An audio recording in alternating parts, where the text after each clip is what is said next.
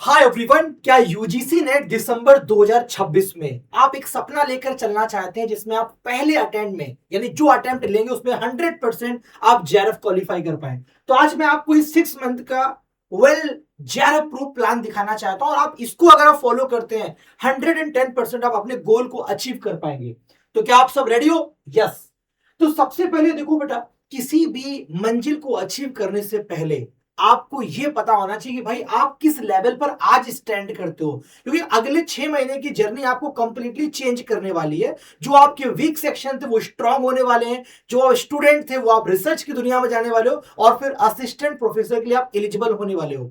तो उससे पहले आप अपने आप को जानो। तो इसलिए मैं कहता हूं बच्चों को अपना सेल्फ असेसमेंट करना चाहिए। सर ये कैसे कर सकता हूं, मुझे कैसे पता चलेगा मेरे अंदर क्या स्ट्रेंथ है क्या वीकनेस है? कुछ नहीं करना है, पिछले साल का यूजीसी नेट का एग्जाम का पेपर देखना है। कोई भी आपने पहले अटेम्प्ट लिया हो, नहीं भी लिया होगा तो आप पहले कोई भी पेपर डाउनलोड करिए और उसको एक बार बैठिए और देखिए कितने क्वेश्चन आप एक बार में कॉन्सेप्चुअली आपको आते हैं बिना किसी तुक्का लगाए। आप 150 में कितने क्वेश्चन बना पा रहे हो?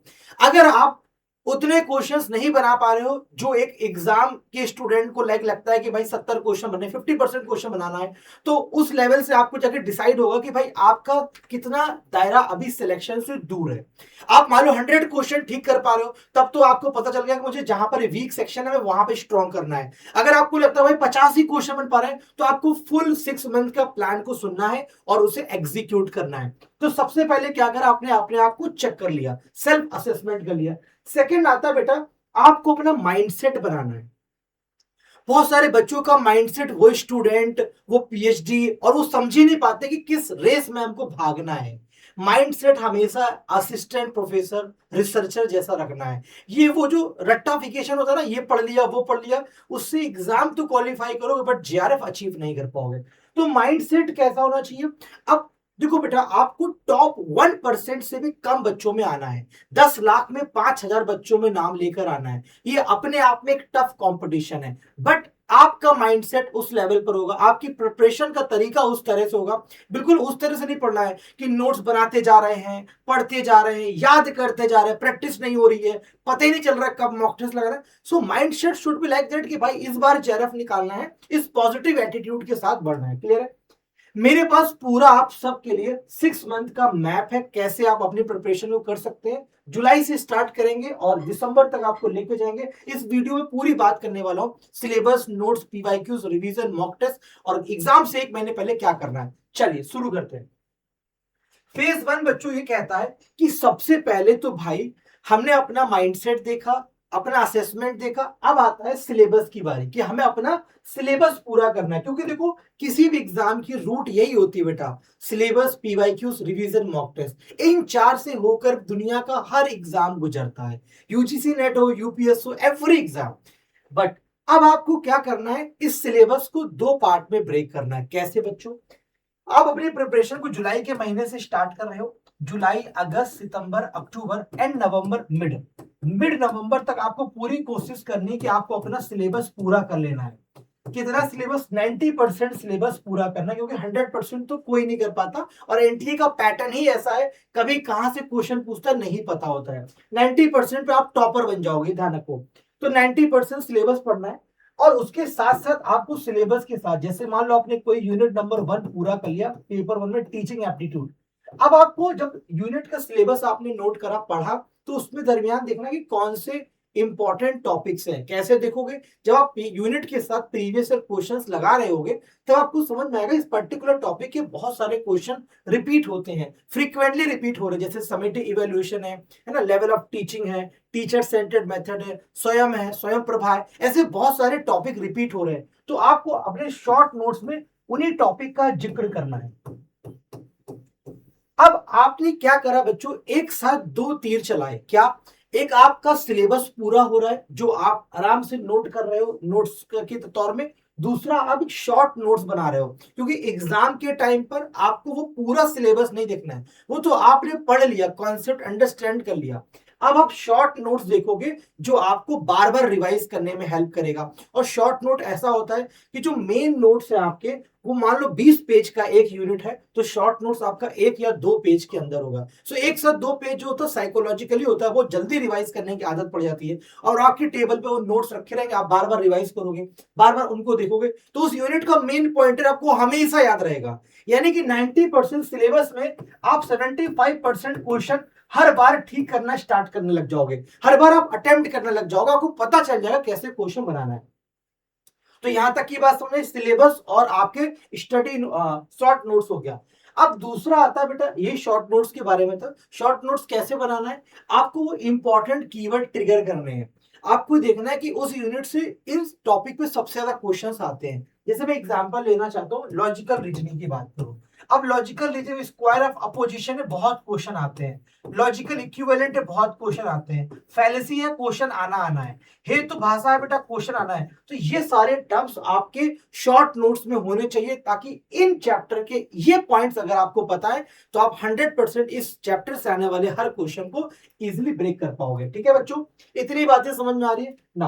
अब आता है बच्चों फेज 2, जो ये कहता है कि हमें सिलेबस के साथ साथ एक काम और करना है, क्योंकि पढ़ चाहे कितना भी लो, अगर उसके साथ आपने प्रीवियस ईयर क्वेश्चन को साथ में लेकर नहीं चले, वो हमेशा अधूरा रहेगा। आप चाहे कितने अच्छे टीचर से पढ़ लो, कितने अच्छे प्लेटफॉर्म से पढ़ लो, कितनी अच्छी किताबें लगा लो, 12 घंटे पढ़ लो, सिलेबस के साथ साथ अगर आपने प्रीवियस ईयर क्वेश्चन की प्रैक्टिस नहीं करी, सो आप उसमें नहीं बेस्ट हो पाओगे, धीमे धीमे वो सिलेबस भूलने लग जाओगे। एग्जाम के टाइम आपके मन में आएगा, लगा पढ़ा तो सब था, लगता मैं सब भूल गया हूं, सर मेरा डिमोटिवेशन हो रहा है, मेरे अंदर बूस्टर नहीं आ रहा, कॉन्फिडेंस नहीं आ रहा, प्लीज मुझे मोटिवेट करो। इस तरह के कमेंट्स करना स्टार्ट करो। क्यों? क्योंकि आपने पढ़ तो बहुत कुछ लिया, अब वो मिक्स हो गया, बिकॉज प्रैक्टिस नहीं करी।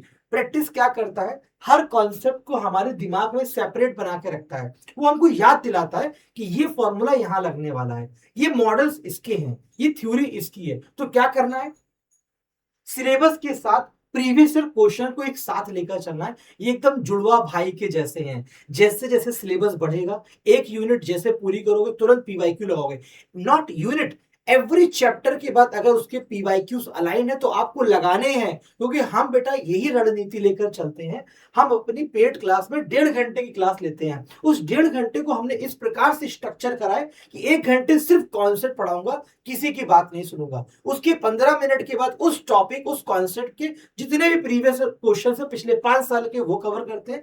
उसके बाद 10 मिनट बच्चों को देते हैं कि भाई 1 घंटे में कोई डाउट आया पूछ लो, and the last 5 minute of the session हम उस कॉन्सेप्ट को पूरा रिवाइज करते हैं, समरी करते हैं। तो इस 1.5 घंटे की क्लास को 4 पार्ट में ब्रेक करके आपको क्लास में रटवाने का काम करते हैं। यस, तो ऐसे ही मैं बताना चाह रहा हूं बच्चों, जो मैंने स्ट्रेटजी बताई है, इसी के लिए मैंने दिसंबर 2026 के पेपर 1 और पेपर 2 के हमारे बैच स्टार्ट हो चुके हैं, जो कि 1 जुलाई से ही चल रहे हैं। 5 से 6 क्लासेस ऑलरेडी हो चुकी हैं और आप इनको अभी जाके ज्वाइन कर सकते हैं, बिकॉज अभी हमारे टेक्स्ट बुक पर एक ऑफर चल रहा है, मानसून सेल है, जहां पर 6 महीने के कोर्स में 6 महीने आपको फ्री मिल रहे, डबल वैलिडिटी, यानी ये कोर्स आपको 1 साल के लिए मिल रहा है 6 महीने के प्राइस पर। ठीक है, ये पेपर 1 पेपर 2 का।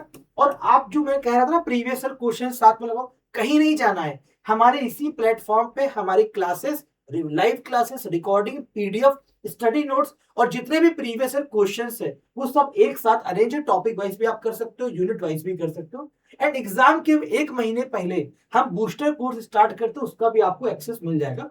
बाकी मैं इसका लिंक डिस्क्रिप्शन में दे रखा है। ठीक है, आइए अब आता है बेटा सिलेबस पूरा करने के बाद, पीवाईक्यूज के साथ करने के बाद फेज नंबर 3 आता है कि जब आप 2-3 यूनिट पूरी कर लो तो फिर अपने मॉक टेस्ट की तरफ मूव करो। क्योंकि देखिए हर एक स्टेप दूसरे स्टेप से जुड़ा हुआ है। आप सोचो मैं सिलेबस अच्छे से पढ़ लूं, पीवाईक्यू कर लूं, मॉक टेस्ट छोड़ दूं, फिर सिलेक्शन नहीं होगा, फिर आपके अंदर कॉन्फिडेंस नहीं आएगा, एग्जाम में टाइम कम पड़ जाएगा, वहां पे प्रेशर बढ़ जाएगा। तो मॉक टेस्ट क्या करता है, युद्ध के मैदान में जब आप खड़े होते हैं ना, सही से तीर चलाना सिखाता है, निशाना कहां लगना चाहिए ये बताता है, तुक्का मारने में हेल्प करता है, क्योंकि आपने प्रैक्टिस करके ये समझ चुके हो कि कहां पे कौन से क्वेश्चन पे कैसे हिट करना है, किस टॉपिक के क्वेश्चन पे कहां तुक्का मारना है। ये सब तभी आता है जब बहुत मेहनत करी होती है, वरना जितने भी तुक्के लगते हैं वो सिर्फ फेलियर के रास्ते दिखाते हैं बच्चों। तो अभी तक हमने क्या करा, सिलेबस पढ़ा, पीवाईक्यूज लगाए और आपको मॉक टेस्ट लगाया। ये ऐसी चीजें हैं जो आपके अंदर कॉन्फिडेंस बढ़ाएंगी, और ये कॉन्फिडेंस सिर्फ यूजीसी नेट एग्जाम तक नहीं रहेगा, अभी हमारे राजस्थान सेट है, महाराष्ट्र सेट है, वेस्ट बंगाल सेट आएगा और अलग अलग स्टेट के सेट एग्जामिनेशन आएंगे। यही सिलेबस वहां पर भी करना है। और आपने अगर पीवाईक्यू और मॉक लगा रखा होगा तो उन एग्जाम के लिए आपको रिवाइज नहीं करना पड़ेगा। क्यों? क्योंकि आपके पास शॉर्ट नोट्स है, ब्रह्मास्त्र है, उसको देखकर यानी एक एग्जाम की प्रिपरेशन से मल्टीपल एग्जाम क्वालिफाई करे जा सकते हैं। बस रणनीति सही हो, सही प्लेटफॉर्म, सही टीचर के साथ चल रहे हो। अब आता है भाई, आपने सब कुछ कर लिया, फाइनल मंथ आता है, नवंबर से दिसंबर के पास आते हो, तब आप मॉक टेस्ट देते देते आपको ये रियलाइज हो जाएगा कि पेपर 1 या पेपर 2 में इस यूनिट का स्कोर मैं ज्यादा नहीं कर पा रहा हूं, इस यूनिट से हमारी वीकनेस आ रही है, यूनिट नंबर 5 हमें प्रॉब्लम कर रही है। बस अब उस समय आपको उसी यूनिट को दोबारा पढ़ने की जरूरत है, उस क्लास को दोबारा रिवाइज करने की जरूरत है, दोबारा उस पर 50 क्वेश्चन एक्स्ट्रा लगाने की जरूरत है, प्रैक्टिस करने की जरूरत है। फिर जाकर आपको उन वीकनेस को अपनी जब स्ट्रेंथ में कन्वर्ट करोगे, now you are the packet of JRF right now. अब आप जेआरएफ क्वालिफाई करने के लिए रेडी हो जाओगे, बोलो। और लास्ट महीने में सिर्फ हमको 2 ही काम करने हैं, शॉर्ट नोट्स का revision and mock test, short notes का रिवीजन एंड मॉक टेस्ट, इसके अलावा कोई स्टेप नहीं ले रहे हैं। ठीक है, ये पूरा प्लान मैंने बताया कि आपको अपना सिलेबस यहां तक पूरा करना है, स्टडी नोट्स साथ साथ बनाने हैं, शॉर्ट नोट्स के पीवाईक्यूज लगातार साथ साथ करना है, रिवीजन भी आपको साथ साथ करना है, और मॉक टेस्ट आपको यहां से लगाना चालू कर देना है।